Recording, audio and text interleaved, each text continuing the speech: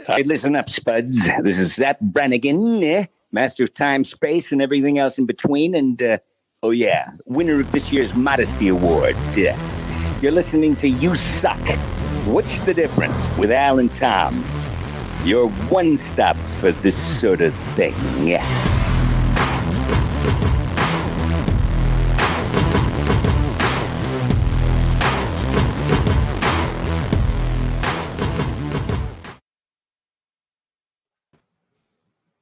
Hey guys, how's it going? Welcome to What's the Difference podcast. I'm late. You're pregnant? Yeah. Oh, that's risky business. Oh no, is it mine?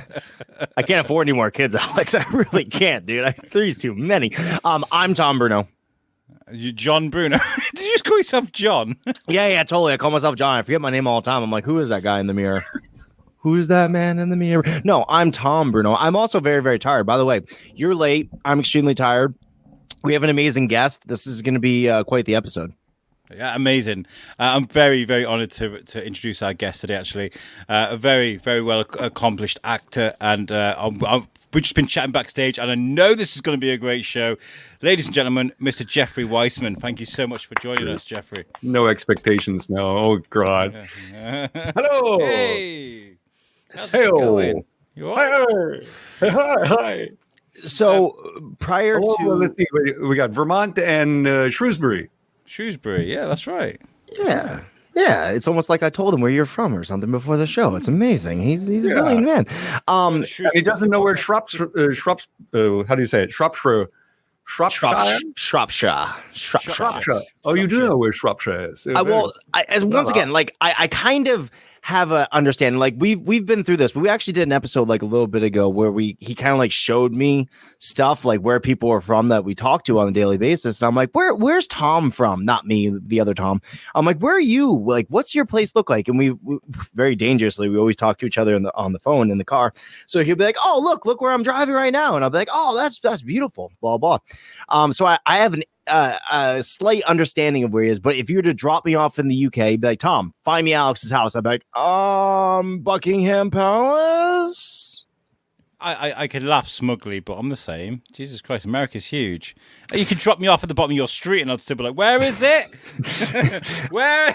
I'd be like, oh, there's 50 chickens right there, and 3 naked kids running around outside. That must be Tom's house. Hi, Tom. My first time driving in the UK outside of Heathrow, I got into a roundabout, which I've, first of all, driving on the other side was brand new to me. And then driving on the right side, and get into the roundabout. I couldn't get out of it. I was going in a circle for 10 minutes and people honking every time I'm trying to get over. I could not figure it out. It was, it was exciting. We got roundabouts over here too, but they're not like that. Like British roundabouts are very famous for being incredibly hard to get out of unless you're actually from the UK, where you have a better understanding about it. Yeah, that's fair. Yeah. It's like Le Mans, right? Driving the roundabouts is like driving Le Mans, right? That's what I always hear. Yeah. Well, actually, the where I'm from, the town over from Shrewsbury is Telford, and that's like the land of roundabouts. It's literally more roundabouts in Telford than there are anywhere else in the bloody Europe. It's great. I'm not going there. No one is. Come to Shrewsbury. We got castles and shit in Shrewsbury. It's like proper hiss. Yeah, I like that. Yeah. So me and Jeffrey were talking a little bit before you got here, which is not a jab. It's just what we're doing. No. And I asked him because he was saying, do you want to tell everyone who you're going to be portraying other than tell him why you look the way you look right now, and then tell him who you're going to be portraying so that we can kind of get. I'm going to be portraying Scarlett Johansson. You're beautiful, sir. You really are. I think you're pulling off stunningly. I feel like there's nothing needed. You could put on that skin tight outfit right now, and I would be like, "That's Scarlett Johansson right there. It's amazing. It's the same mustache." In fact, Jeff is going to show us the suit right now. Go and get the talcum powder. We'll see you in 4 hours.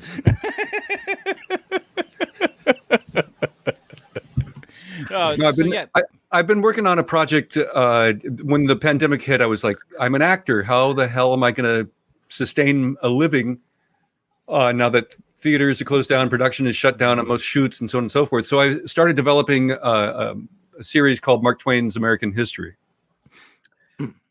UK history comes into play quite a bit too in Twain's writings and his own life. So I just shot a proof of concept. I had a huge pandemic fur. So I played Simon Wheeler, the guy who tells Twain the jumping frog story, the famous jumping frog of Calaveras County story.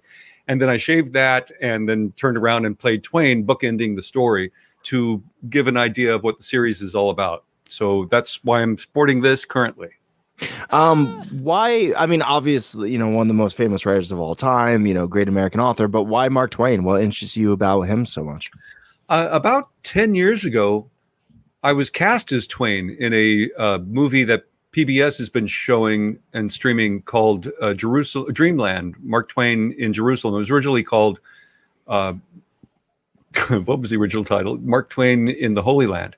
And I went to Israel and we recreated Twain's 1867 trip on the first commercial cruise line, where he was reporting for 5 different newspapers. And when he got back from that trip, he bought back all the letters he wrote to those newspapers and formed his first book, The Innocents Abroad. And that was the best-selling book during his lifetime. And I didn't really know that much about Twain. I'd read Huck Finn and Tom Sawyer as a kid, but The Innocents Abroad I had never read before landing that role. So I was having to study, and it kind of opened a treasure trove for me. I learned more about Twain and more about Twain after the project. And now I have a bibliography of over 30 books, including his 3 autobiographies, which are 700 to 900 pages each, 3 volumes. And there's 2 different versions of the autobiographies. One's a biography and one's the other autobiography. And nonetheless, I've culled all these different stories that deal with very timely events during his lifetime, and a lot of them pertain to our times now. There's abolitionist and imperialism and suffrage and so on and so forth, human rights, animal rights. And I think these would make really fantastic episodes for a series. So I've been developing that. Knock on wood, I'm going to make myself relevant and vital and sustainable. Fuck yes. Didn't Mark Twain have something that he said released 50 years after my death or something along those lines? He wrote 100 years. Okay, I thought it was 100, but 100 sounded like a long time. I was like, I don't think it was 100. Maybe it was 50. The reason he did that because he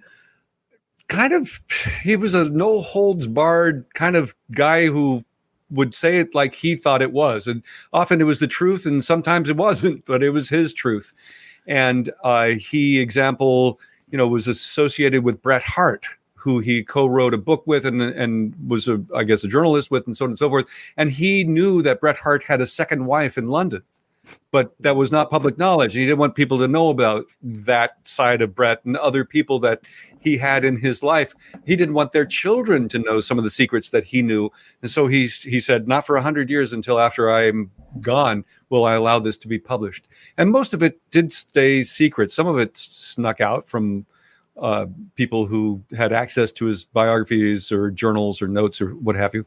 And also he was kind of an ornery cuss. He even admitted since he was a little kid, he was an ornery cuss. And even if he was wrong, he still stuck by his guns on a lot of things. So I think part of it was he didn't want his own kids to feel the brunt of his shortcomings. So there's a lot in the mix. Wow.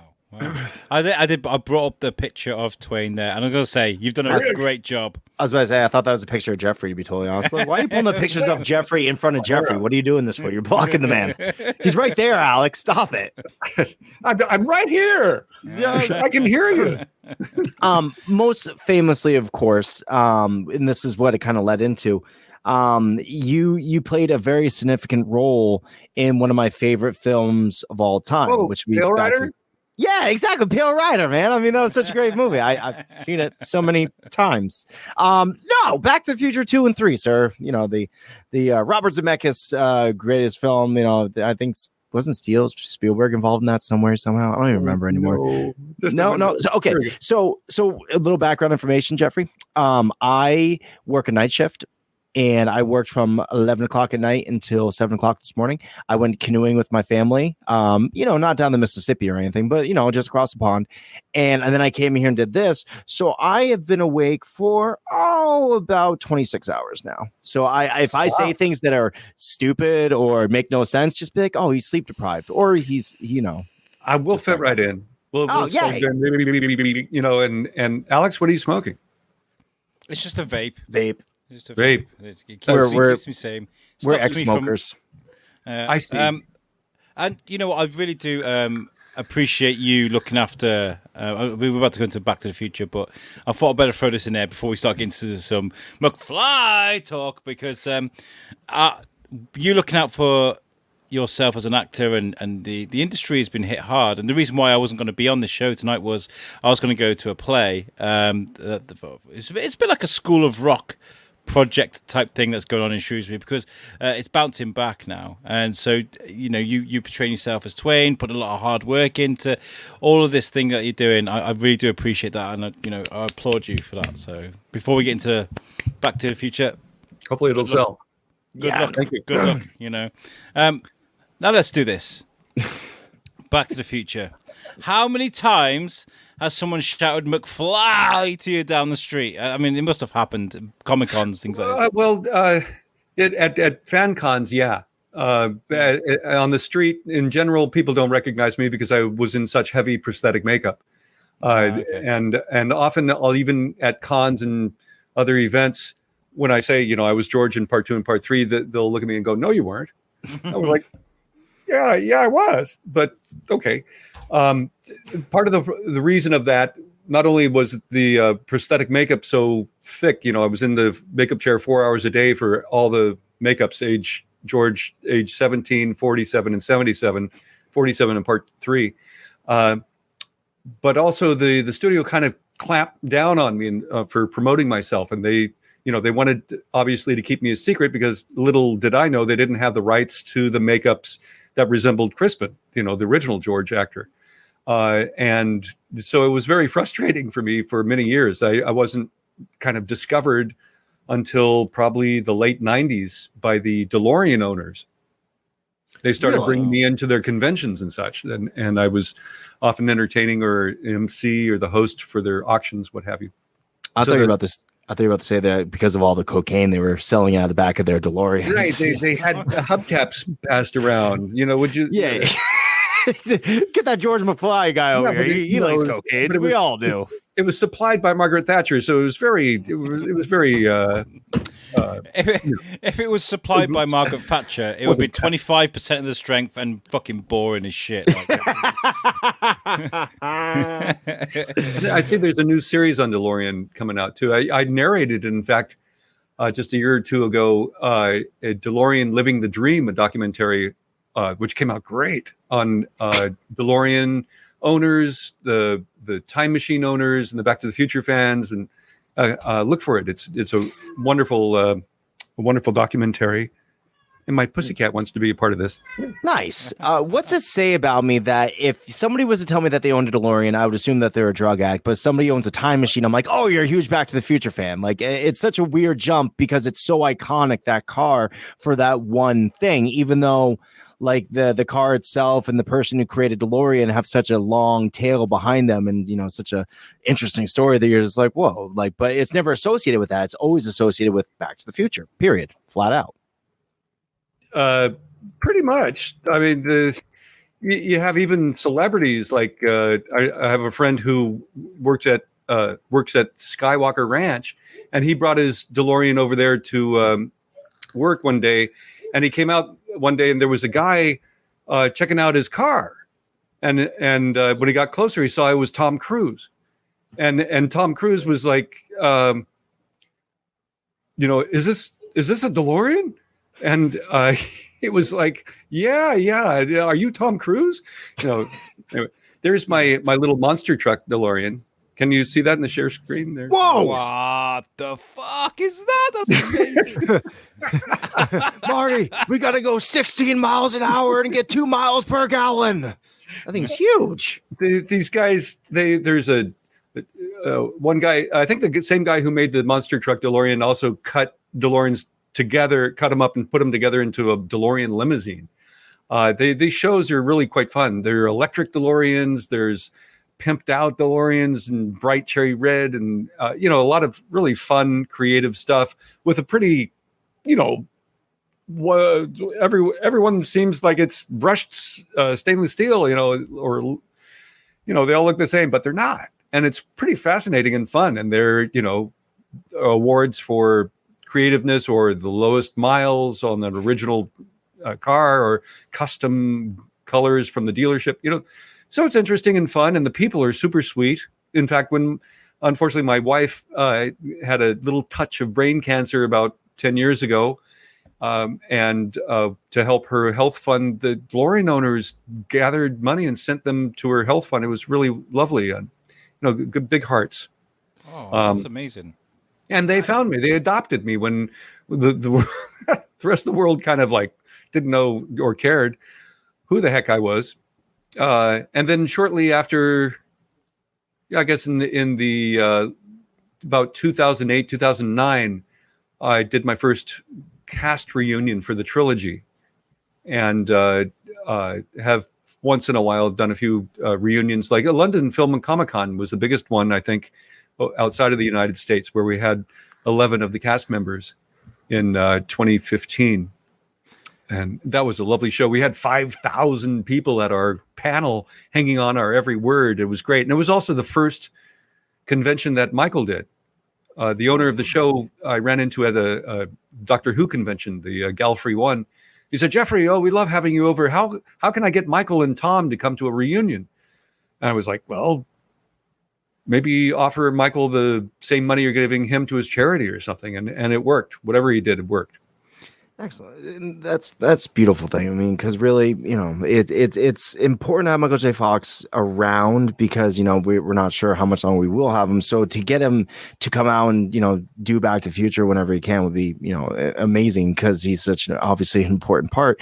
The interesting thing though, Jeffrey, is, and I don't think it's actually that interesting. Just the funny thing is, I kind of noticed that you weren't Crispin Glover back when I was a kid. Like, I knew when I watched it, I was like, there's something different. I didn't know what it was at the time, but I guess I kind of recognized that you obviously were not him, and so many people were tricked. I find that amazing that like little kid me could tell the difference, but so many people were tricked. It's very, I mean, not to take away from the makeup, of course, because makeup was phenomenal, but it was always just something. I was like, this just seems a little different, right? Well, yeah, just a little different. The full front there doesn't look right at all. It kind of looks funky. But if I bring it up, if you'll indulge me for a second, I'll find it. Show, sir. Right. See, it's search and destroy here. This one that I'm bringing up, if I can figure out how to get back to share screen. This one was a continuity Polaroid that I grabbed, where you can see the profile definitely looks like him. Oh, absolutely. Like if you were to drop that picture off and be like, oh, look, there's a picture of Crispin Glover, like, yep, that's him. Totally him. It was definitely taken from his life mask. And when he sued for use of his likeness, I didn't know they didn't have the rights to his likeness in my makeups. And I, openly spoke with him about that, and he, with my, information and photos, won his case. Or it didn't ever really go to court. It settled, I think, before it went on long in court. But he got his $750,000. I don't see why he still complains. Especially over my work. I was thrown in the 11th hour. They had obviously no idea whether they had him or not. I just a couple weeks ago was going through my script, part 2 and part 3. Paradox was the name of it. For my scene, say in 2015, there were about 6 or 8 rewrites. In one of them, Marty is in the ortholev hanging upside down. There's all sorts of. They were like, "What the heck are we going to do? We don't know if we have George or not." And I guess because the makeup worked in the screen test enough to make me resemble him, to tie in with footage of him, quick shots of close-ups of him from the first film, to rework the Enchantment Under the Sea dance and the fight with Biff out in the parking lot. They strung it together and wove it together, and made it work. And that's why, most people don't think it's a different actor. And that's why I get, no, you weren't George, because I did my job, I think the biggest shock that I ever came across while watching Back to the Future wasn't even that necessarily recognizing that you were playing George. I think it was the day that I realized that Billy Zane was in that movie.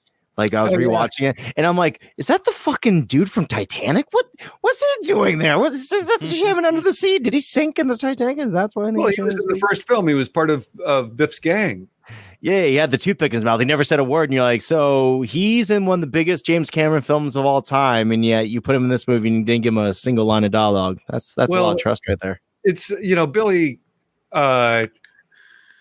When we were shooting those Enchantment Under the Sea dance and Biff fight with George in the parking lot, those are really long nights, long hours. So when I wasn't being used and Billy wasn't used, I don't know if you guys know this term, but I had mixtapes on cassette.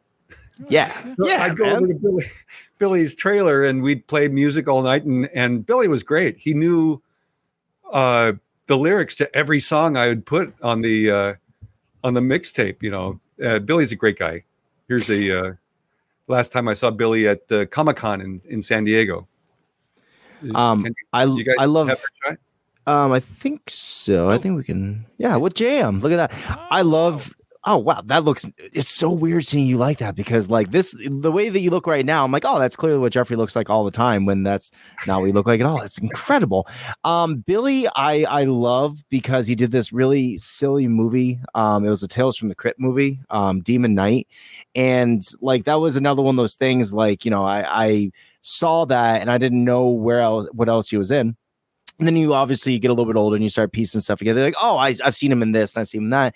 I loved Demon Knight so much as a kid. And then I saw Titanic later on. I was like, whoa. I'm like, that's the demon guy. And he's not cursing and shooting out demons from his penis. What's going on in this movie? Oh, yeah. Or Dead Calm. Do you see him in Dead Calm?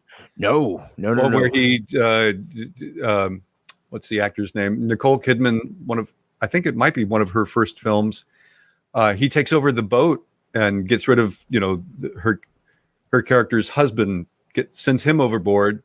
Oh, he's a great Aussie actor. What's his name? I can't think of it. Anyway, and rapes Nicole Kidman's character, and he's just this evil motherfucker. It's pretty amazing. And he did a knockout job in that. What I'm hearing is Billy's always doing something shitty on boats, apparently. Whether he's chasing after the rich chick or raping Nicole Kidman, Billy's just a bad guy to have on a boat. Well, he was part of the Actors Gang, which I've been working with during the pandemic. They have a salon offshoot of the Actors Gang called the Cabinet of Oddities, and every couple of weeks we'll go in with a theme and come in character and just jam for a couple hours, both doing offerings, with monologues or poetry or song, and then improv. And it's been really great to flex the creative muscle and feel kind of vital. And it's, Billy hasn't come to those, but Tim Robbins has dropped in, and my friend Lee Ehrenberg from the Pirates of the Caribbean movies, and Ron Campbell, who helped form the Actors Gang. It's really fun to be at least virtually working with creatives. And then in the UK, I got hooked up with the Show Must Go Online folk. A Facebook friend named Ian Drescher had adapted Star Wars and Mean Girls and Back to the Future as if Shakespeare had written them. And this company that was sort of ready to rock Zoom productions when the pandemic hit and lockdown hit, they produced his shows. And when he posted on Facebook that they're going to do his version of Back to the Future, I was like, are they casting? And he goes, I don't know. And so I wrote them.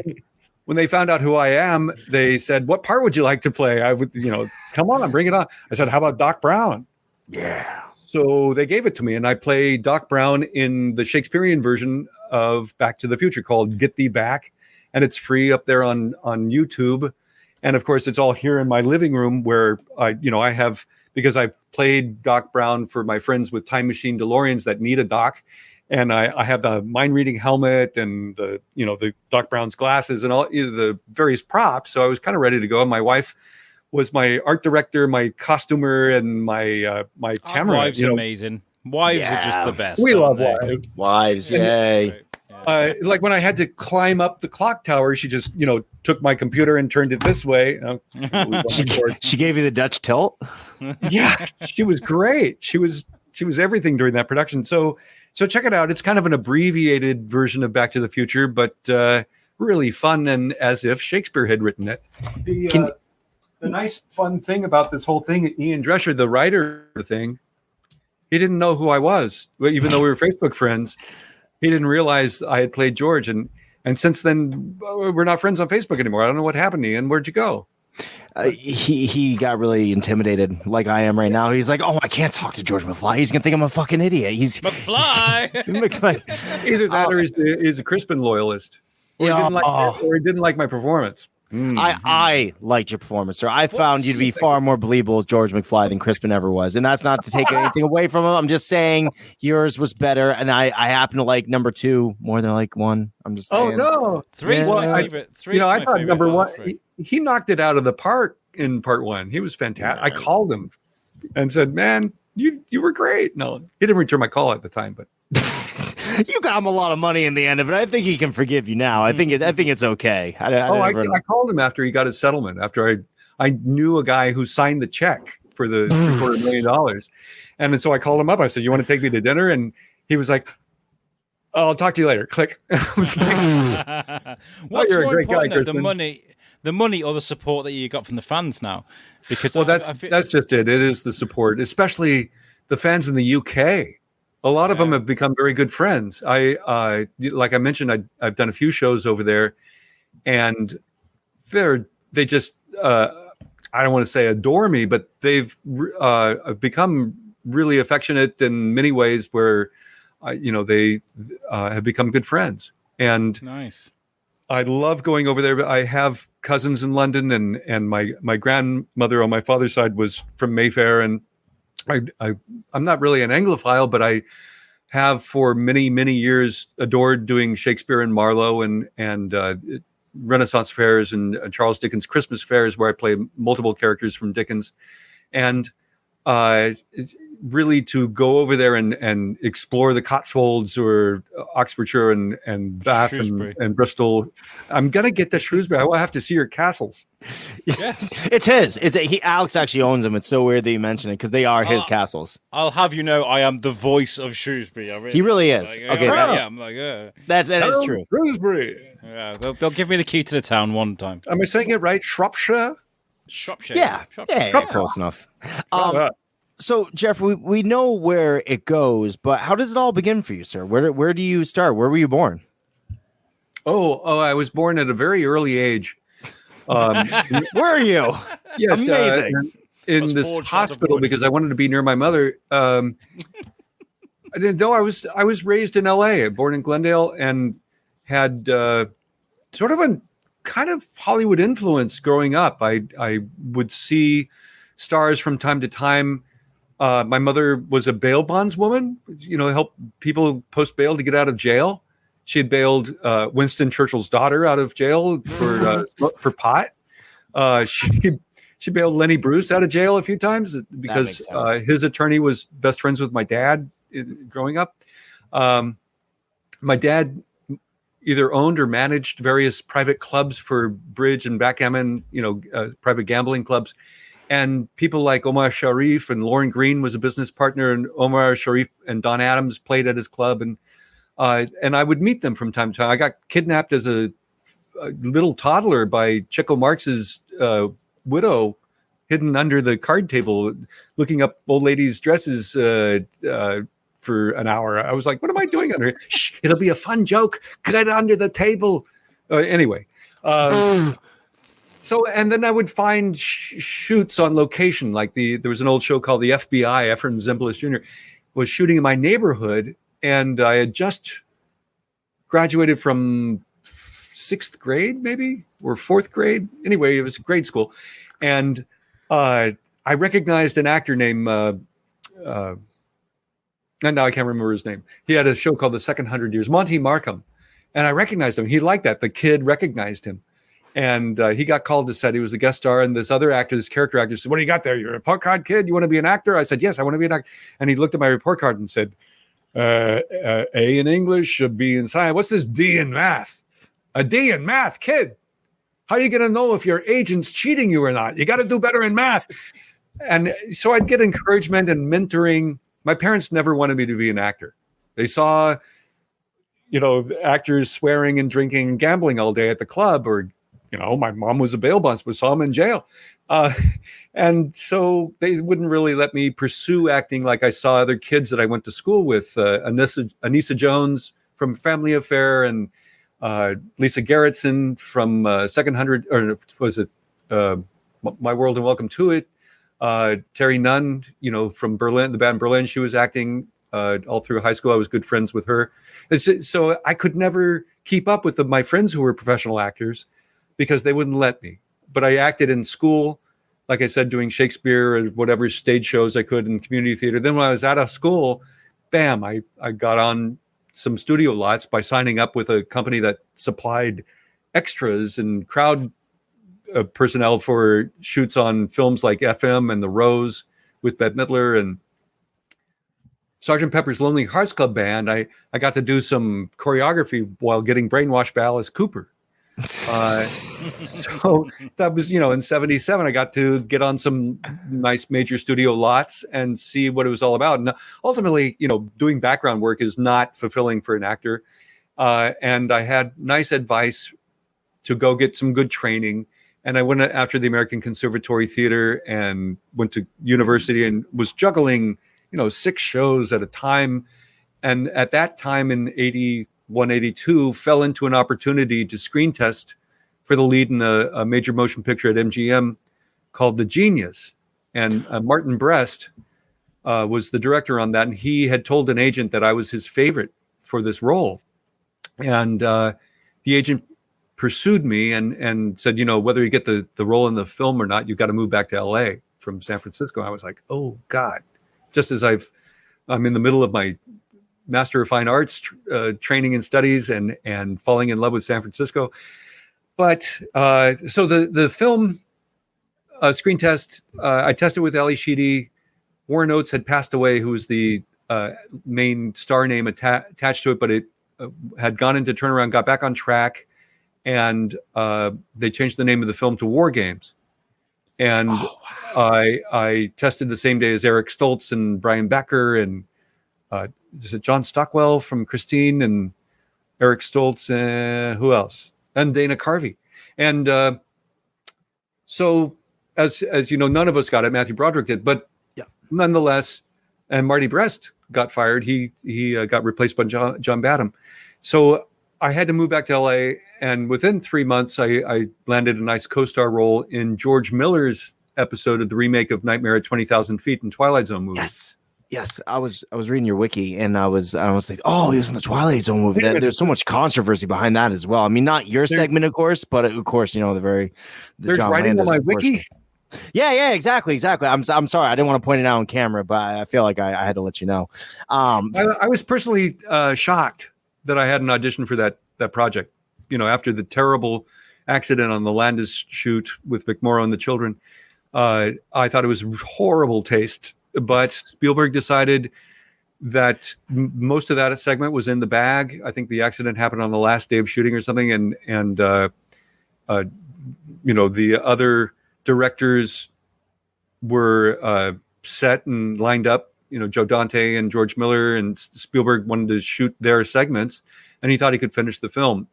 And luckily, George Miller, it was his first Hollywood film from Mad Max and Road Warrior success. He came to Warner Brothers, and he loved it, and I loved it, being on a major studio lot, and we got along famously. It was a really lovely project to be a part of. John Lithgow was just a gem to work with, as was Donna Dixon and J.D. Johnson and Abby Lane. The ensemble cast was really terrific.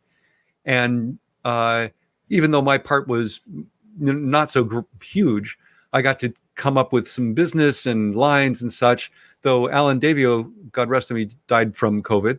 Our cinematographer would often put the camera where my character was sitting. So I'd go in the back and hang out with, I remember Milton Berle's brother, Jack, and a guy named Spaz Attack, who had a fight with Harrison Ford in Blade Runner.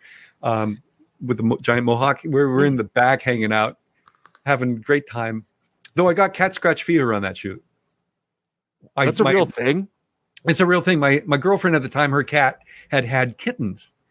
And I remember the second night of the shoot, I was dead asleep at 3 a.m. I was like, wow.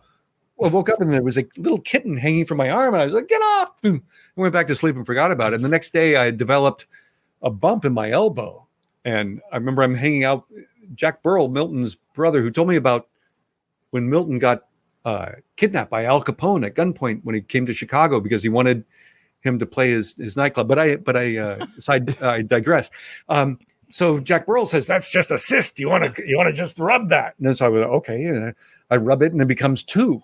And then I develop one in my armpit. And the next day I've got these red lines going up my arm. And I say to George Miller, I'm not feeling well. And I go see the nurse at Warner Brothers. And she says, quick, go to this address 4 blocks away. There's a doctor who says, drop your drawers, and gives me 3 shots of penicillin in my butt. And she says, those red lines were blood poisoning going to your heart. There's cat scratch fever, basically. So the rest of the shoot, I'm kind of out of it, which kind of worked because we're on this airplane, this horrible storm with a creature tearing up the wing. And it kind of worked, but I haven't flown that well since. And it was just really delightful being on that shoot. And I've been very fortunate to be parts of some great ensemble casts. On Johnny Dangerously with Michael Keaton, that was a great ensemble. More so on Pale Rider, I had a bigger part with Clint Eastwood at the helm. His return to westerns, that cast was just superlative. Be a part of such great talent and nice production, both cast and crew. I love that. As the same with Back to the Future's sequels. You seem like a rare commodity in LA. Somebody you like. When I think of LA and I think of these big actors, I think ego and I think, here I am, motherfucker. I'm on set. Look, yep. And you seem like a gentleman that's just sat and just absorbed it and watched and enjoyed it. And you've never tried. It seems like you just enjoyed being around that environment. Do you feel like that's helped you? The fact that you've just enjoyed being there and you've not tried to be the star. Here I am, guys. Drop your drawers. Growing up in Hollywood, it was a mixed bag. I could tell there were lots of folk having hard knocks. The landscape has changed so much. When I was growing up, you never paid for a celebrity's autograph. The charging for an autograph still makes me uncomfortable, but it's what people do now. And as an actor who doesn't work as much as I used to, it also really helps pay the bills. Also, the star system, has changed a lot. When I came to town sort of as a hot item, my agent would submit me on a role and I would probably have 500 other submissions that I was competing with.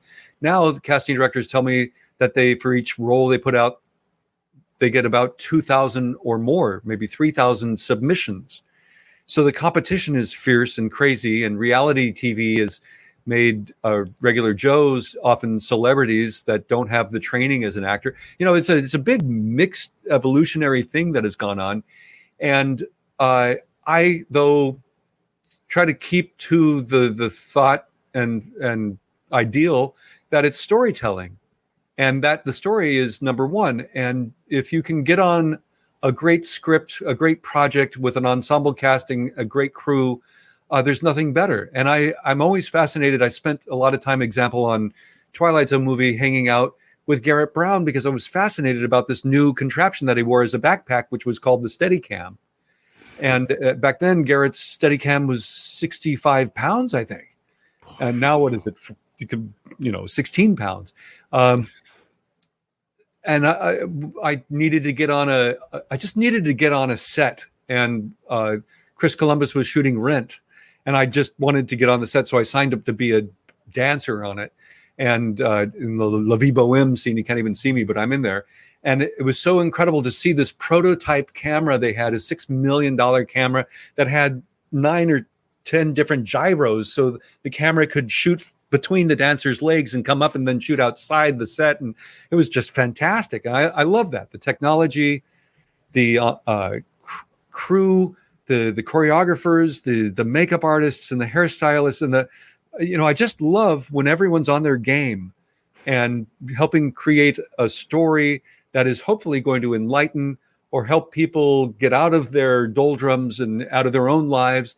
When I was first doing the DeLorean shows, one of the first celebs from the Back to the Future movies that, beside myself, to come out to one was James Tolkien, who played Principal Strickland, and then Marshall Strickland in Part 3. And James had never done an event like that before, and he turned to me and he said, "Why me? Why do they want my autograph? Why do they want a picture with me?" I said, "James, you represent to them a time in their life where they needed an escape, or they needed to just, celebrate the story or whatever it was.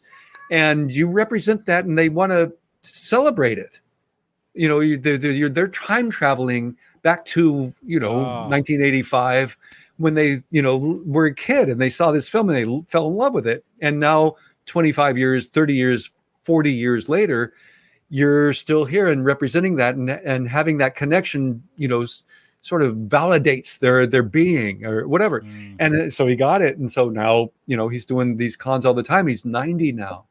And I'm going to see him. I think I'm going to see him in August in Orlando, Florida at Fanboy Expo. So I'm very excited about that. I love James. Has such great story. Does he still call you a slacker? He's like, "You're a slacker." And you're like, "What? I don't think I am. I think I work pretty hard." Yeah, it's unfortunate I didn't really get any scenes while I was on the shoot with James. We didn't meet until reunions. Oh. And, I saw him in passing while we were doing the night shoots from 1955 Fighting with Biff, because there were angles from his office and all. But we didn't really have any scenes together. The same with Chris Lloyd, who I've become friends with over the years.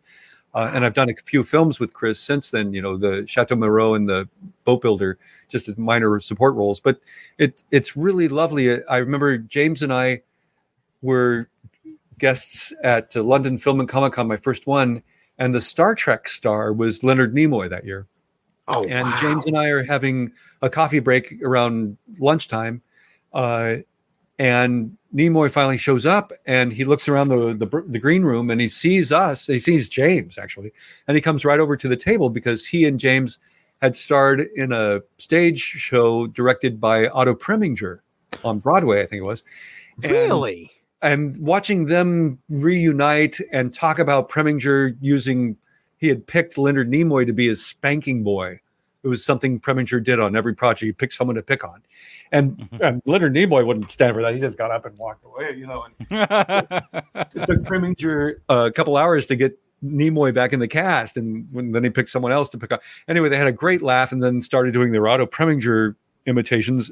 And here I'm the only one at the table listening to these priceless stories. It was just lovely. And then, I did a con where, Chris Lloyd and I were two of the stars from the series, and then another where the New Beverly Theater in Beverly Hills was showing the trilogy, and Chris and I were alone in the projection booth for 45 minutes, and where I got to really get him to open up. He's a very quiet man and, reserved until he gets to know you. And then that's where I learned he likes exotic plants. So every time I see and I can do it, I bring Chris another, meat-eating carnivorous plant or something. It's very fun.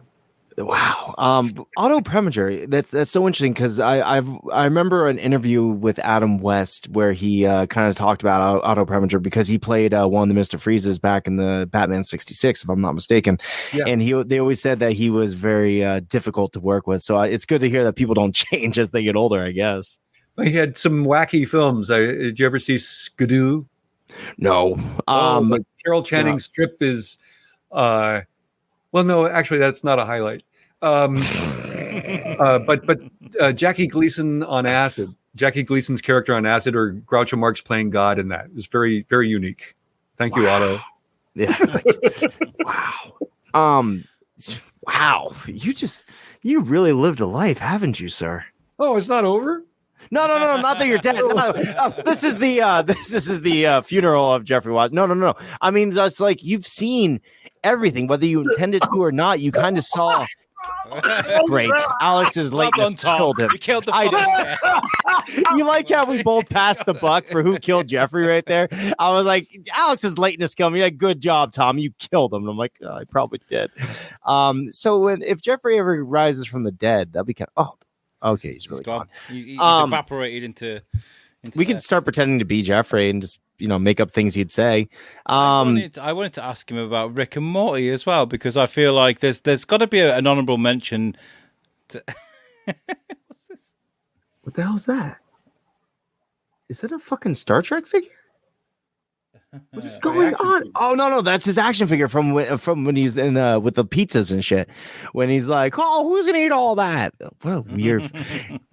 Do you find it interesting how much shit? Do you at the time when they made the movie? Did you think it was strange how much stuff that they were guessing was going to be, the future, and then of course it came to the year, and a lot of it wasn't the case. But like, how much they actually did get right?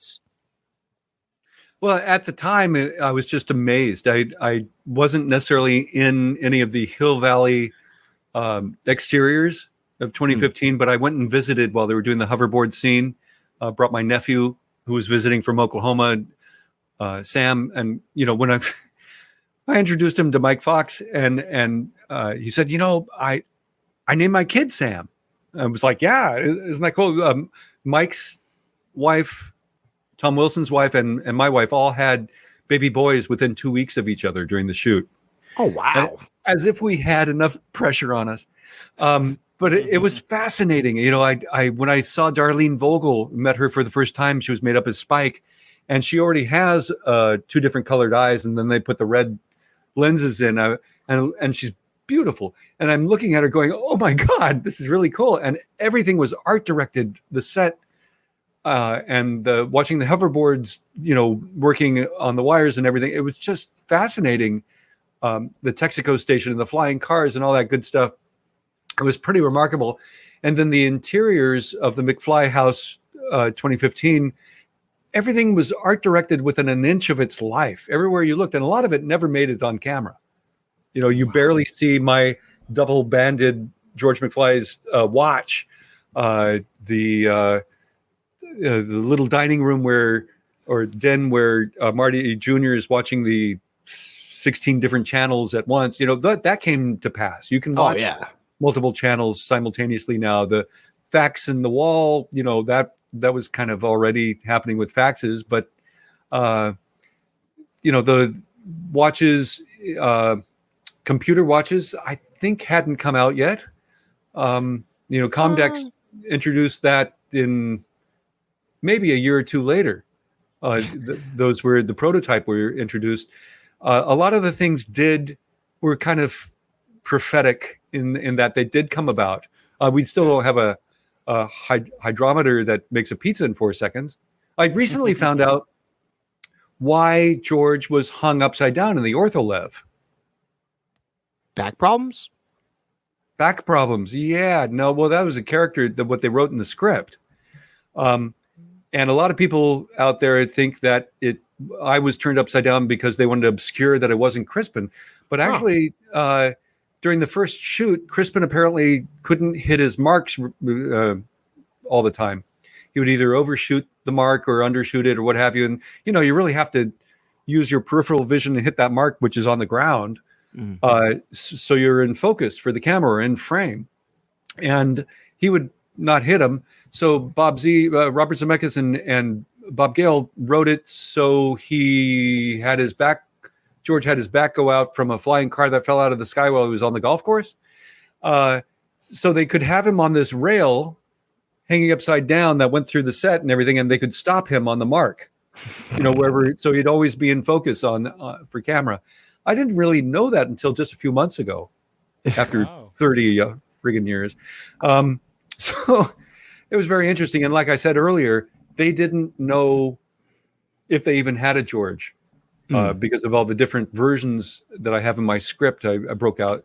I wasn't cast until the 11th hour. In fact, I didn't get the script until really a day before I was to be on set. Wow. And I no time to study. And as we're on the set, Zemeckis and Mike and Leah are going through the script, giving all my lines to them. And I was like, hey, am I chopped liver? I'm an actor. I can deliver lines. Give me some of these lines back, which they did reluctantly.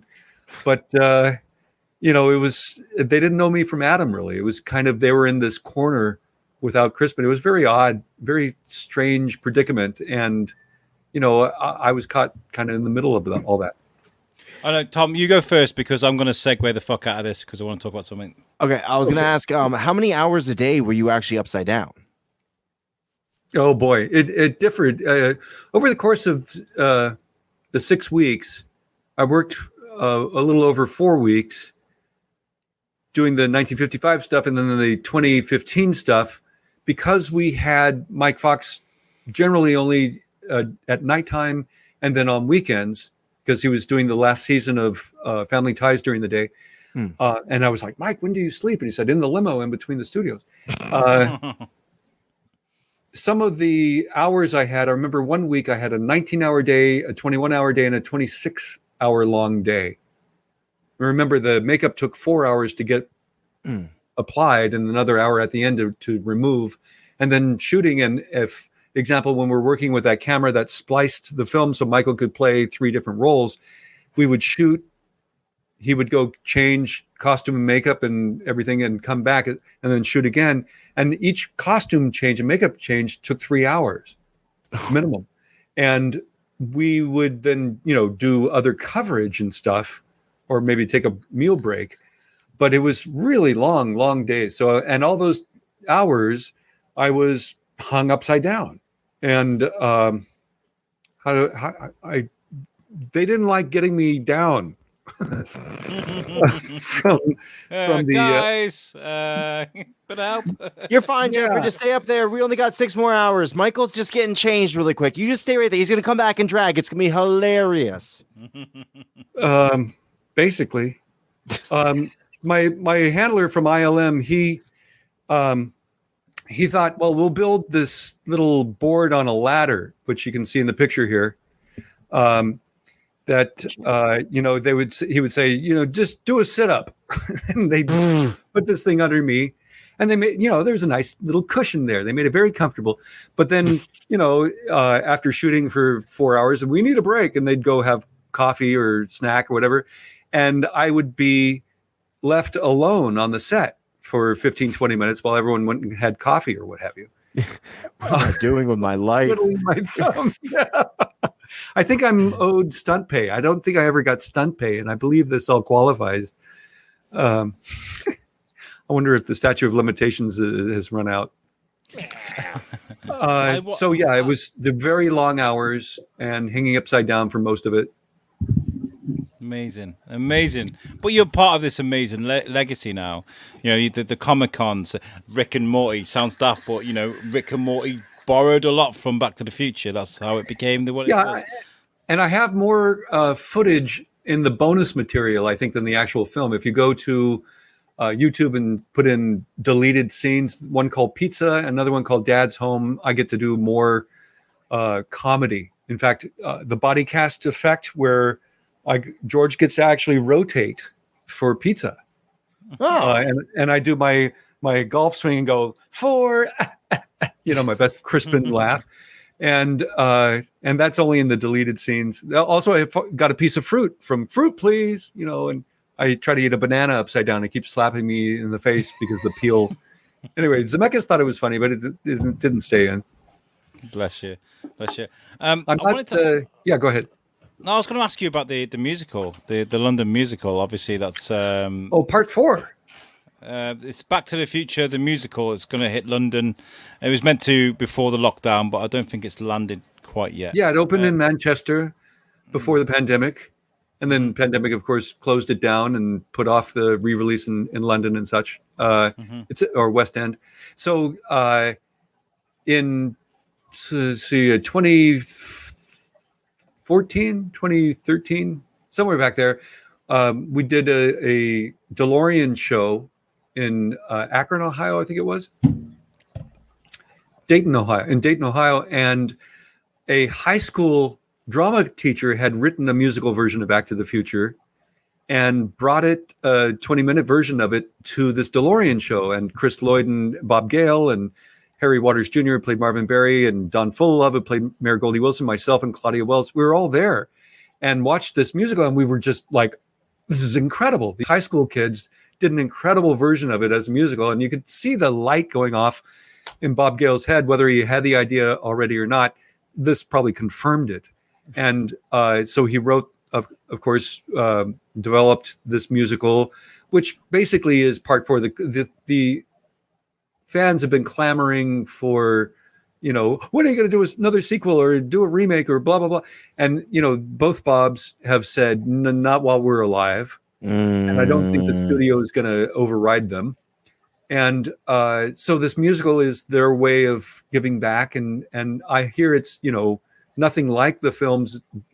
It's a different framing and a different story, and incredibly good. I know at least a dozen or more people, fans and friends, who have seen it, who just loved it in Manchester. My mom wants to screw. What do I do? Just tell him I got songs. I got songs for days for him. You're my. I want to see Eric Stoltz's version of that scene. But you're my mother. If we should feel bad for anyone, it should be Eric Stoltz. Don't get me wrong, respect to Crispin Glover, but if anyone should feel bad, because he shot the entire first film, right? Like he was in the entirety of it, and then all of a sudden, didn't have the entire shoot. It was 6 weeks of the shoot. Was it 6 weeks? 6 weeks? I can never. Once again, sleep deprived. I'm glad I can remember your name, Sam. Wait, is Sam? Oh, I'm sorry. I've been calling you Alex. Your name is Stanley? Yeah, Stanley. Samuel. Oh, I'm Samuel. Right. Yeah, you're Sam. Exactly. Samuel Clemens. That's right. Yes. It all comes around. I don't have a lot of heartbreak for Eric, because he got paid. I think they paid his full contract. And then he went on, Pulp Fiction, Mask already. Ironically, I knew the gal who was the real life mother of the character in Mask, Rusty. Oh, really? Of Rocky's mom. Yeah. She lived in a building that I managed in San Francisco and showed me pictures of him. And years later, I said, I auditioned for Bogdanovich for Mask. I almost played your son. Anyway, but then, Eric's had a really lovely career, and he's a very serious, fine actor. But it really, if it wasn't working, if it wasn't the comedy formula that they really wanted, they wanted Mike from the go-get. But the studio, even though they put in for Mike, the Family Ties folks wouldn't let him out. They wouldn't even tell him about this project, because Meredith Baxter Birney was going to have a kid, and they didn't want any of the other cast members to be released to do anything else. They needed to cover for her in case she went into labor. And by the time it was obvious it wasn't working with the comedy with Eric, Mike became available. And so they had this big challenge to figure out how they could afford Mike, because Sid Sheinberg, the VP of production, came to them and said, you want your boy, you have to cut $1 million off your budget. So they cut the original way Marty got back from 55 to 85. Do you guys know that? Here's a good trivia. No. There's a clue. There's a clue on the marquee of the movie theater in 55. It's not the cattle ranchers. The Atomic Kid with Mickey Rooney. What originally was going to happen was that Marty gets the DeLorean out to a Nevada or Utah atomic bomb test site in 55. Gets up to 88 miles an hour as the DeLorean's going underneath the bomb being dropped. And that's how he gets his 1.21 gigawatt. Wow. So that whole setup was going to cost more than $1 million. So they cut that and went with the lightning hitting the clock tower. I prefer the one they went with, in all honesty. Well, they used that. Frank Marshall and Kathleen Kennedy were co-producers on Back to the Future films, and also the Indiana Jones films, and they used that in the last Indiana Jones film when Harrison gets in the refrigerator. We were looking at movie sets a while ago. Tom was showing me pictures of these famous movie sets, and now the clock tower in Back to the Future has been featured in so many different movies, because it looks like they just made this fucking building. They were just like, right, we made this, it's staying here, and we're gonna recycle it as many times as possible. Oh, they do that a lot in the Hollywood backlots. A lot of the buildings you see over the Screen Gems lot or Paramount Ranch or the MGM lot or 20th Century Fox, the New York Street, they all are recycled. A lot of the houses on Mockingbird Lane, up on Universal, have been used on so many different series. But you're absolutely right. That clock tower, we were going to do a reunion for the, was it the 25th or 30th anniversary? There's a fundraiser for Parkinson's Foundation called We're Going Back. And we were going to have an exclusive there at the clock tower, but it was being used for another shoot. And luckily, they wrapped that shoot just in time so we could still meet at the clock tower. It's used quite a bit. It is. I don't even remember what that segment was, Alex. Wasn't it like it came up in the news or something? And I was like, "Oh wow, I can't believe how I never noticed it." To be totally fair though, I am so slow when it comes to things. I noticed you, Jeffrey, but it took me 3 or 4 times until I got a little bit older. And I was like, "Wait a minute, I get the joke now. They're replaying the same scene over and over again. They did it in the first in 1955. They did it in the future. Then did it in the third one as well, like the chasing around Hill Valley and all that." So I'm a little slow to the get go. So when I found out that the clock towers and so many things, I was like, wow, it's in that too. Wow, it's in that too. I mean, it shouldn't be shocking because obviously it's it's a backlot, and they're like, oh, we built this fucking thing. We better use it for something else. Absolutely. So Jeffrey, what are you working? I know you're doing this with the Mark Twain stuff, but is there anything you can tell us that you're going to release soon? Any tidbits for our listeners? Let's see. Well, hopefully, do more of these. I'm sharing a shot from that London Film and Comic Con. Yeah. Hopefully, wow. With the end of the pandemic, I'll get a few more shows. Like I mentioned, the Fanboy Expo coming up in Orlando in August. I think I've got New Jersey Horror Con in November. I think I'm going to Kentucky in October. Nice.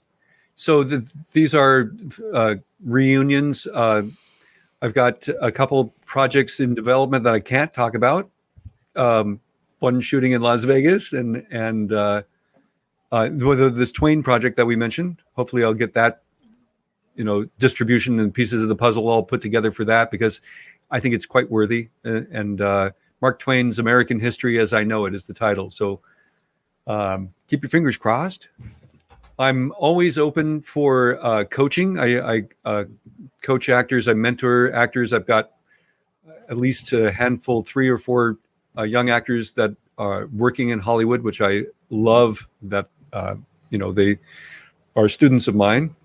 And I've learned how to do it virtually, where, we'll do scene work or monologue work via Zoom, and then I'll stop it. It downloads, and then I'll bring the talent back, and I'll be able to play it, and we can go over the work virtually.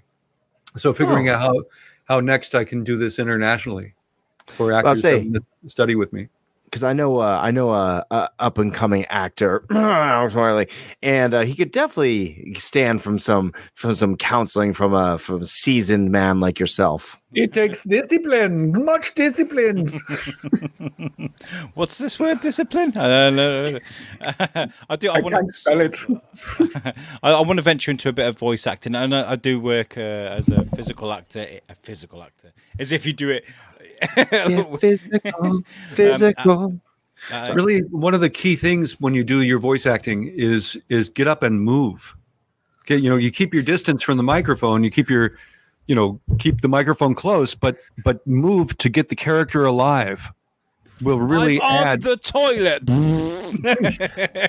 if you oh my God, I believe that. If you ever watched Mark Hamill play the Joker, because he did Batman the Animated Series, among a lot of many other things that he voice acted for, a lot of people, nowadays it's a very wide known fact that Luke Skywalker is a renowned voice actor. But if you ever watch his old takes from when he did Batman the Animated Series, he's pulling his hair out, he's doing all sorts of crazy stuff, and you'd never imagine that voice actors put that much not even energy, I guess, physicality into their craft. It's quite impressive. Do you think Tom Wilson's a great voice actor, as well as Don Fullalove, Mayor Goldie Wilson? Take a look at Don's resume; it's amazing. I tried getting Mayor Goldie Wilson on the show a long time ago, because I'm Facebook friends with them, and I saw that documentary back in time. Maybe it was on Netflix. And were you in that actually? Most of my stuff is in the bonus material, and I have these giant mutton chops because I'm doing a Dickens fair at that time, playing a Victorian character. Wow. What was A lot of friends in that film.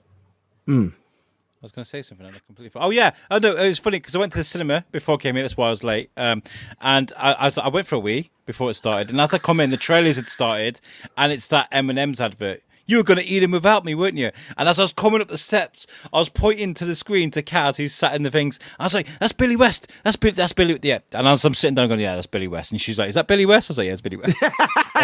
We talked to him. We love Billy Yeah, West. you came on the show. Yeah. I have a Three Stooges team, and I play Larry Fine in it. Oh. And I basically do my imitation of Billy West. Yeah. Doing, was he Ren? Oh no, he was Ren and Stimpy. He did Doug. He did Zap Brannigan, of course. That's who did our buffer for us in the very beginning of the show. So he kind of does everything in nasal, and it's like, "Hey, cut that out, Mo. I didn't mean anything." So it Billy really nailed Billy. That is fucking Billy dead on. If you go, he does a very rude Larry Fine at Woodstock. If you ever hear that it's up online. You can find that. It's like Larry Fine on acid at Woodstock is pretty amazing. Billy West. It's not PC at all, but there it is. Billy West Billy West is not PC, but that's okay because I feel like once you've like done as much as you have or Billy West has, you're allowed to not be PC. He called my dad gay on the air, and I was like, oh shit, my sister's not gonna like this, and she did not. But I backed Billy West play because I was like, listen, that's fucking Fry you're talking about right now. You watch your goddamn mouth. Oh no! Shut your mouth.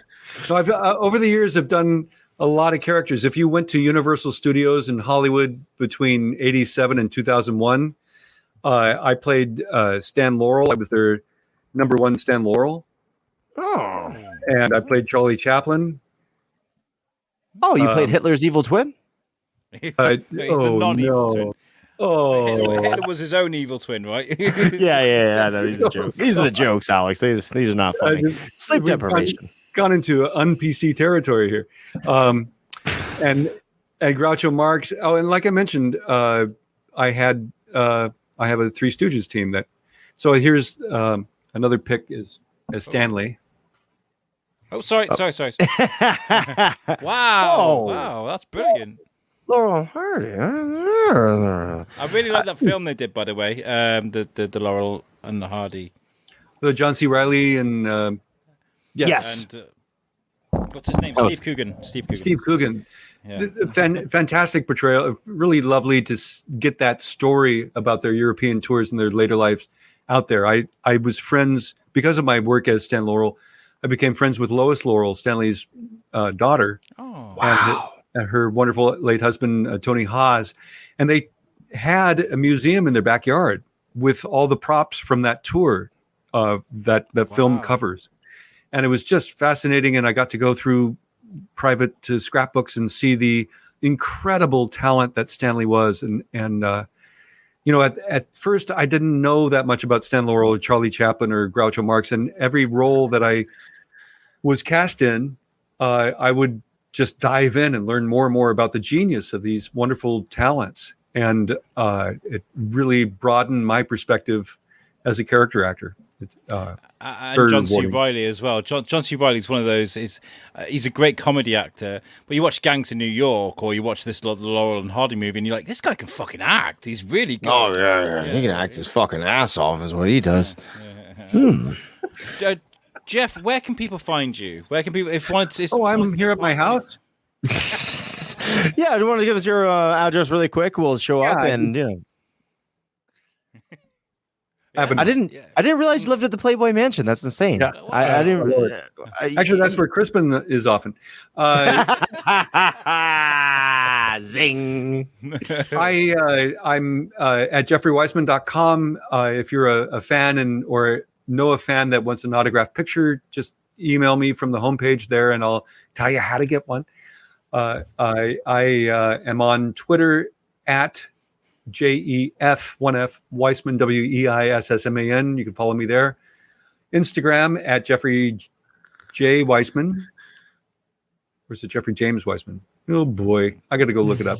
On Facebook, my fan page is at Jeffrey Weissman Actor. On TikTok, I think I'm at Jeffrey Weissman.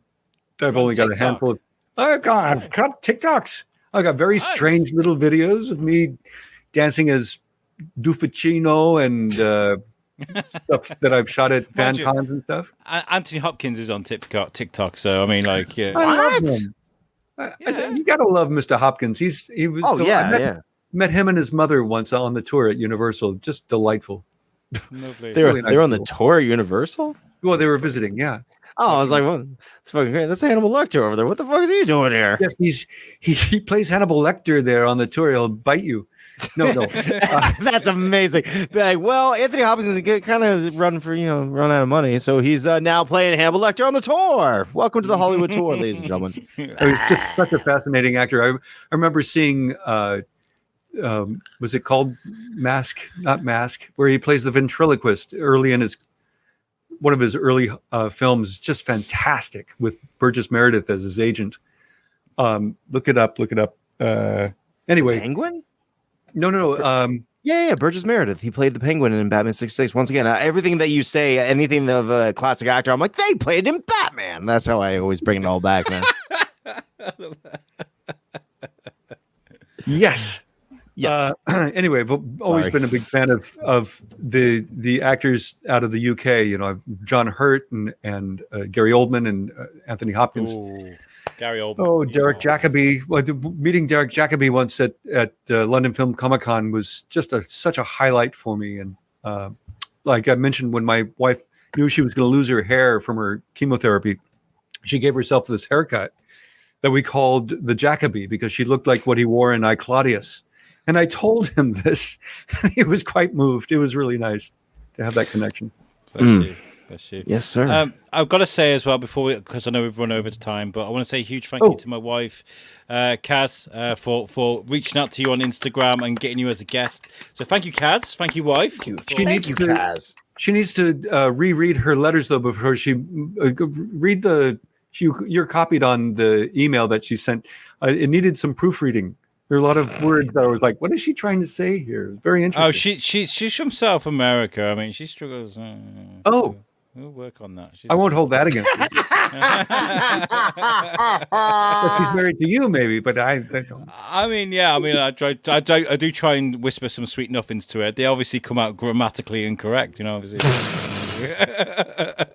come bed to you. I am. Puff pastry. No, in all honesty, that was probably something I'd written at 3 because I work night shifts. I probably wrote something at 3:00 in the morning, sent that to her and gone, can you please send some of these out? So that's probably on me. So I apologize. But thank you for coming on the show. Who else do you have coming up on your show? We have a partnership with TV Guestbert in LA, who are a publishing company, and what they do is they send us some huge guests to come on, and they basically filled up our August schedule, which is great. So they're really big guys. Yeah, huge, muscular bound, gigantic men. They come with no clothes on. It's very enticing. I'm curious how you two met and partnered up on this. Would you like to tell the story, dear? So we're huge fans of Ralph Garman. There's a podcast called Hollywood Babylon with Kevin Smith and Ralph Garman, who is a voice actor on Family Guy. And there's a group called the Garmy, which is all the Ralph Garman members, and we were admins. My original co-host for our old show, Thorskin, decided to be selfish and have a baby. So he left.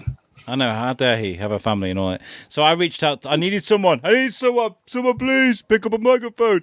And Tom answered the call. Absolutely answered the call. And the moment I keep knocking my mic over. The moment he turned the mic on, he was an absolute genius behind the microphone. So I'm very grateful to have Tom Bruno as my co-host in Vermont. So he was an admin on the page. Yes. I was admin, and Alex said that I met Alex the same way I meet all of the men on the internet, and I really enjoy. He said something very flattering to me. He's like, "You're funny. You're really funny. Do you want to do this?" And I was like, "Sure." Yeah, but looks I'll at do a everything. podcast with me. It's true. It's true. And the thing is, like, the thing that impressed me the most about Alex right off the bat, I know we got to get out of here, but regardless, the thing that impressed me the most is that since day one, Alex, before we had even a celebrity on, he was a nonstop professional. He knew what he wanted. He went after it.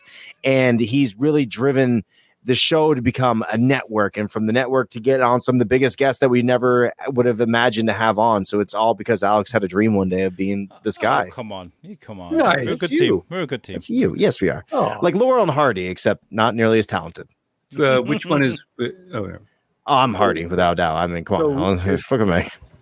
Which one is you? And Never mind. Anyways, well, introduce me to those other guys. I'll go on their show. fuck yes, we will. Oh yeah, we'll too. Yeah, fuck yes. We know some guys. We know some guys. I'll get something out of it. We've got this amazing thing coming up in September. I'd like to tell you about it, actually. This might be a good idea. But we've got. I'm going to tell you the name of it because this will be released way past the embargo. But at 9 a.m. on the 29th of September, we're going to go live for a podcast, and we're not going to stop for 24 hours. 9 a.m. on the 30th, we're going to stop.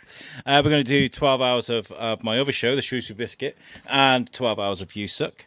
And we're going to be raising money for a local charity. It's a cancer fund charity in Shrewsbury called Lingen Davis. And the idea is to encourage people with microphones around the world to go out there and help their local communities. And it's called Pod Aid.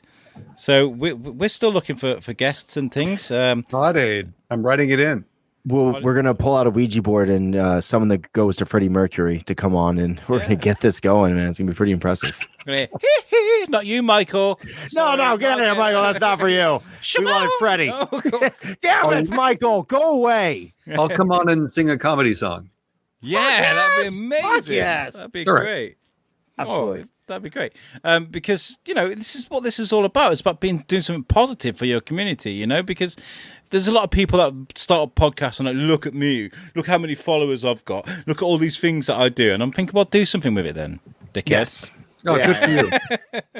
That was in 2015 for the anniversary year Back to the Future.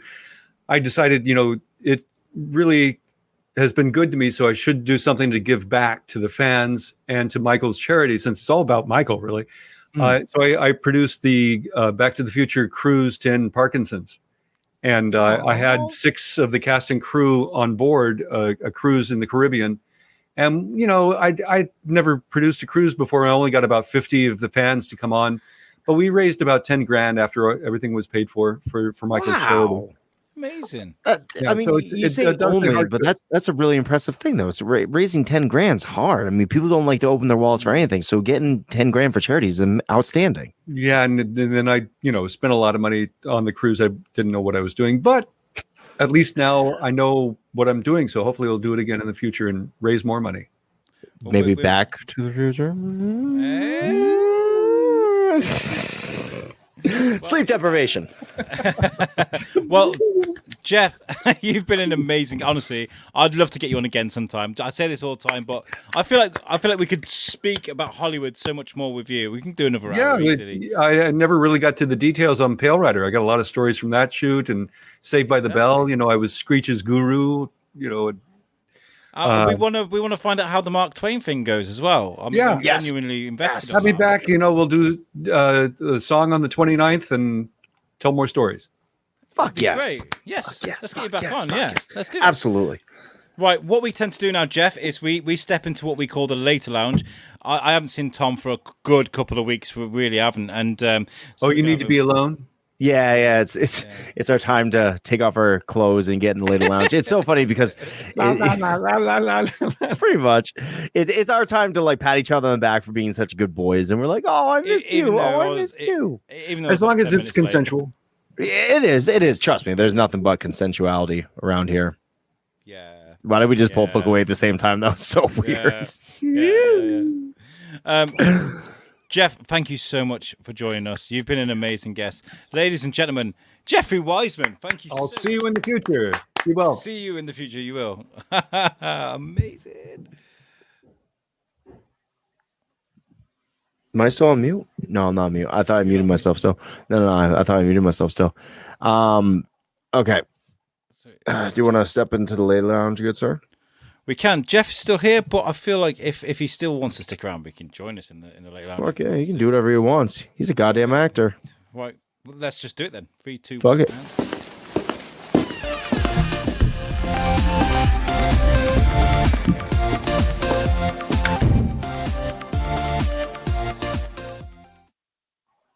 Hey. We're here. We're in the later lounge. And what's that smell? It's a bit of a fishy smell. What's Desperation is what that smell is. It's desperation. Are you not cleaning those poles? The fuck, man? I washed my penis the other day, Alex. You don't have to say it on air, for fuck's sake. I am so sorry for being late, by the way. Oh, stop.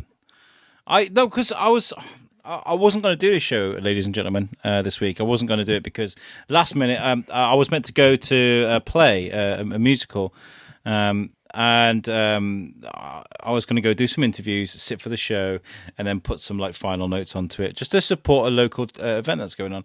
But the director I was speaking to, and she was just like, "It's gonna be fucking hectic, man. I'm gonna speak to you like 15 minutes before the show. We're gonna go in. There's people running around. There's like a billion kids that got to get on stage." And I was kind of like, "Don't worry about it. Go and have a great time. Give my tickets to someone else that isn't just going to be the biscuit guy, and have a great night, and we can catch up again." So that's why my plans changed. And then we had like a few hours because Timmy's having a sleepover at his mates, and we were kind of like, "Oh, should we go to cinema? Should we go to cinema?" I was like, "Yeah, watch a movie." So we went to go and watch Black Widow, and it was just there is an end credit scene. There is definitely an end credit scene, by the way, but you got to sit through all the fucking credits, and it's like 10 minutes. So I was kind of like, "We're gonna go, man! Hurry up!" Now let me ask you, since I have obviously not seen the Black Widow movie, was it worth the wait to see this movie? Because they've been talking about making this movie for what, 6 years or something. It was meant to be released before lockdown, wasn't it? And then the lockdown happened. They were kind of like, "Well, we're going to hold on to this," and then they were like, "We're going to wait longer and longer and longer," and eventually they released it. But they've done it on a hybrid format, so you can spend 20 quid to have it on Disney Plus, and then you get to watch it as many times as you like, or you can wait till October for it to be released for free. You know, I'll wait. You can go, yeah. I'm not going to talk about it at all because it's not fair. There's lots of people that will just wait for Disney Plus. All I can say is the fight scenes that they're just amazing. They blow like Jason Bourne out of the water. You know, there's amazing fight scenes from Jason Bourne, the Bourne movies. On that caliber, but better. John Wick style fight scenes with Black Widow. This is amazing. Nice. Yeah. Are there any other? I mean, you don't. You can just say yes or no. You don't have to say who. Is there any other Marvel heroes that kind of like pop in, get named, anything along those lines? In the end credit scene, yes. Nice, very nice, very cool. I like it. All right, so definitely stick around for those scenes then. It opens up. The reason why they've waited and they've held on is because it's the end credit scene is the opening, I believe, for an upcoming TV show. Ooh, I like it. Speaking of Disney Plus TV shows, how up to date are you on Loki? All the way up to date. So am I. How Rick and Morty was that last episode? Oh, very much so. So Rick and Morty. Dude, it was so Rick and Morty. I loved it though. Okay, so the end of the last episode, you see that the end credits. Spoilers. Spoil this, by the way. We're going to spoil this. So if you've not seen it, fuck off. Fuck off. If you don't want it spoiled, if you don't care, then still listen. Yeah, but like yeah. The end credit scene, Loki wakes up and he's surrounded by other different variations of Loki, including the little alligator. And then I saw Richard E. Grant, and I was kind of like, okay, he's been in a few things. That's really interesting. Though he's the older Loki, the classic Loki. Yeah, classic Loki. And I thought he blew the show. He stole the show. I thought it was fucking phenomenal. I loved his scenes, and I thought it was so charming. And I loved that he was wearing the classic Loki outfit, like the one from the actual comic books.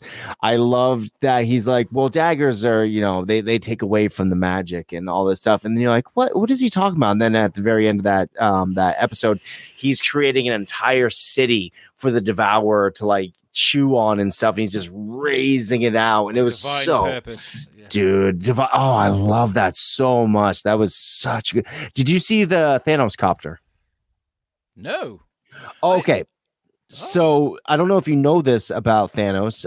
Back he's in got the a helicopter. Yeah. yes, exactly. In the comic books, he had a helicopter. That's how he got around. And- Stupidest fucking thing ever.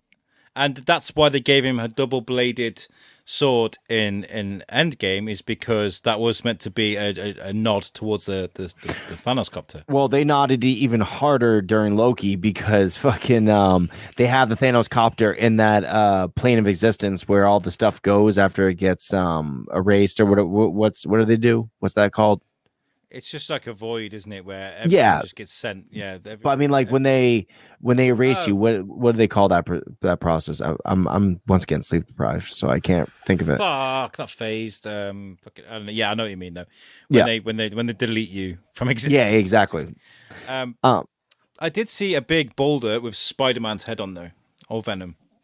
Oh, really? Watch it, yeah. I reckon there's so much shit in there because they can do anything. They can literally do anything. They could have had anybody rock up there, and you'd be like, okay. They could have put Tobey Maguire in there. You'd be like, oh yeah, because it's a different timeline. You know. How great was it when the fake, not fake, when the variation of Loki that's big and jacked, and he's like, well, after I defeated Captain America and Iron Man, I took all 6 stones from Thanos, and I had the, and like, no, you didn't. He's like, no, I didn't.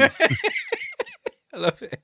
And the kid one's like, he's like, well, what was your thing? And he's like, I killed Thor. And he's like, yeah, oh, okay, dude, that was badass. That was so badass. I was like, whoa, that little kid's not to be trifled with. Yeah, exactly. And I don't think that's the last we're gonna see of them, guy. Obviously, we full on spoilers. Richard E. Grant copped it, but would you? I was thinking this as I was watching it. I almost feel like the shows, because if you would have asked, if you've been like Tom, are the shows ever gonna overshadow the movies? I'm like, no, you're crazy. Those movies are brilliant and genius, and then you can't trounce those movies. I feel like the TV shows kind of are now. Like they really are. Like they are so well done that they are just like they are almost going over where the movies are. I mean, that I'm not taking anything away from Endgame or any of the other movies. I'm just saying, like, these television shows are so well done that sometimes you're just like, wow, these are almost better. In a way. And that's because of the longevity, isn't it? You know, of course, because they stretch it out, and every week there's these new memes that just pop up everywhere. You know, I'm seeing memes of like just hands and the alligator Loki together, all these crazy things, and that's the best thing about all this stuff. It's just the memes, and that's because that's a community coming together to enjoy something the same as you. It's like you're in on the joke. If you haven't seen an episode and you see one of those memes, you're kind of like, what are they laughing at? Yeah, you know, it's true. And there's a few people talking about Sylvie. By the way, she's amazing. Yes, she's, brilliant, fucking outstanding. And there's a little thing she posted as well. On the seams of her suit, they actually hid some zips because she was breastfeeding on set. So they did hidden zips so she could breastfeed. I thought that was really nice. So she could just whip it out and feed the kid and carry on acting. I thought that was just a nice gesture from well done Disney. She got hidden zips to hide the nips, or free the nips, whichever one. They're talking about how she hasn't mentioned her Thor once, and they're like, is this a link to Natalie Portman? Ooh, the dude! Oh, that's fucking brilliant! I can't believe. Wow, that's smart. I didn't even think about that. Lady Thor. Yeah, dude. Love and Thunder. Oh, Love and Thunder. Dude. Oh, well, we got I love this shit. Lady Loki, and now there's got to be a Lady Thor. I mean, how weird was that though? When it seemed like Lady Loki and male Loki were gonna kiss, you're just like, are they gonna start making out right now? What the fuck are they doing? My comment was their kids are going to be fucked up. Dude. But how great is Owen Wilson, though, by the way? Owen Wilson, I really feel like Mobius is like taking everything from the show because it's great to see Tom Hiddleston. It really is. He's great as Loki. He's a phenomenally great. He's so much fun. But Owen Wilson is really taking like hold of the show. They really should just made the Mobius movie and just said, fuck it. That's that line though. You where I want to go? I want to go where I was before because at least then maybe I had a jet ski and everybody's just like, yes. God, I love that so much, dude. How much like Bill and Ted was that scene though? By the way, so Bill and Ted. It was very Bill and Ted. Dude, there's just so much right about the show. And once again, like when they announced Loki, I was like, really? Why? Like, why Loki? And the same exact thing I did with Scarlet Witch. They're like, oh, we're going to make the Scarlet Witch show, WandaVision. I'm like, why? That makes no sense. Then you see it and you're like, that is so brilliant. Why would they not make that? Yeah, yeah, and I want to see Loki at his worst. I want to see him go fucking nuts. I do. I want to see him unleash Loki as a full, and I still think that's coming. I reckon he's playing a long game here. I don't think so. Okay, so when Loki enters this program, Loki's at his worst. He's just trying to invade the whole fucking planet, right? Mm-hmm. He hasn't just changed his whole way of thinking. I don't know. I feel like he's gonna fuck Sylvie over. I really do. You think so? I think he's in the same way that we saw Loki learn in Ragnarok. I feel like, he can learn given the right circumstances, and this I think is kind of like a learning experience. I'm interested to see what comes with this. How many more episodes do we get? I think that. Oh God, I don't know. What we on 5? There's probably like 3 now. Yeah. Is it 8 or 10? I don't know. I wasn't WandaVision like 7 or 8. I can't remember anymore. It's been so long. It's been a couple months. Yeah. By the way, I'm so happy. Well, no, I'm a bit pissed off because we were very close to getting Tara Strong on the show, but now she's part of the fucking MCU. Dude, we're never gonna get her. We're never gonna get her. We're never gonna get her. Yes, period. And then we had to change the schedule, and it didn't happen. I actually spoke to Tara her fucking self, and she was like, "Yeah, I'll come on." And now you can't get hold of her because she's missed minutes. Yeah, I know, right? Missed minutes. And there apparently is more to miss minutes than people think, because there was that scene where it's like, "Are you alive or are you a program?" She's like, "Bit of both."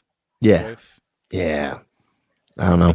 I'm thinking her and Ultron meet up at weekends and have dirty. Before, because we've been going a while and I'm gonna fall asleep on you eventually. Have you caught up with any of the Rick and Morty yet? No, I'm staying away from it because they release it really fucked up over here. Yeah, they're like we'll put on Channel 4 for one evening and then it's gone. I cannot wait for you to catch up because there's just so much to talk about. There's a lot of brilliant shit. There was an episode that was just like, my wife didn't like it too much, and we'll get more into it when you eventually get to see it. But I think it's like the 3rd or 4th episode of the season, and I want to get your take on it. I thought it was brilliant. Like, once again, Rick and Morty is so brilliant that even episodes I don't like, I go back and rewatch and I end up loving. Like the train episode, all the ones I didn't like in the beginning, now I love them. And this is one of those episodes I'm glad I kind of caught it as it was going, because I fell in love with it as I was watching it, even though it was just so confusing. Once again, I don't want to spoil anything. So let me know when you start catching up and we'll talk about it. Okay, I will do. I may acquire them. Yeah. We know people. We know people. We know Miss Minutes. I don't have any artwork to bring up for you guys because we're still working on it. It's still early, but I've just told George, I can tell you guys that Pod Aid is what is happening on the 29th of September, our 24-hour podcast. I just told you about it but I'll tell you about it again. 29th of September, 9 a.m. We're going to go live, and we're not going to stop until 9 a.m. on the 30th, which is International Podcast Day. The guys from International Podcast Day know what we're doing. They're very impressed. They're coming on the show as well to speak to us. We have our main sponsor in Reach. They've branded us Pod Aid. They've done some amazing work making logos for us. The logo is fucking phenomenal, but I need to wait permission before I show it off. There's lots going on. There are the guests that we're getting on are just fucking phenomenal. Guys, we need your support, okay? Because there's going to be lots of changes. We're going to have new social media pop up. We're going to have like a separate YouTube channel, I believe, put together, and we need all of your support. So please pay attention to what's going on. There'll be lots of information for you to take in soon. And you can also, of course, go to our website to find everything out.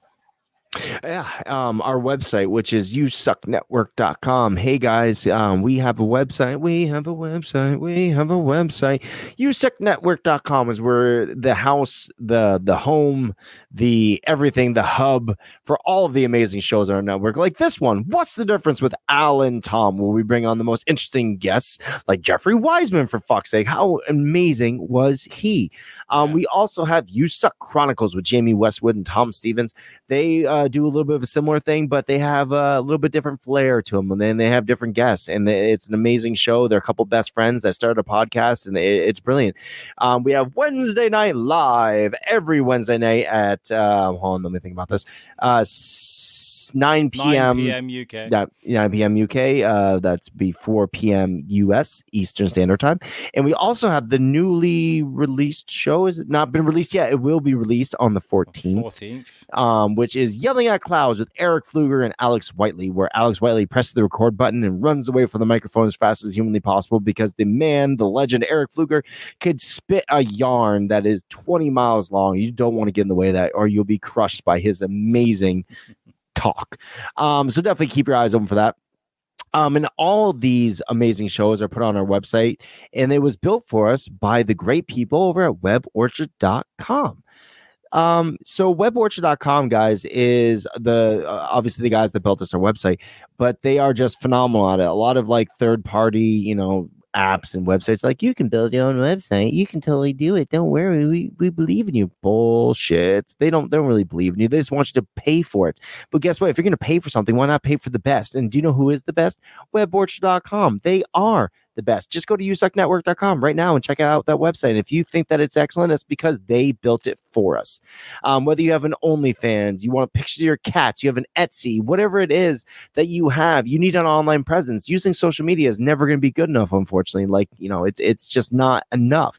People want to know you're serious, and nothing says you're serious better than having a website. So if you are looking to have a better online presence, reach out to weborchard.com and drop our name. Say, hey, USUK boy sent me.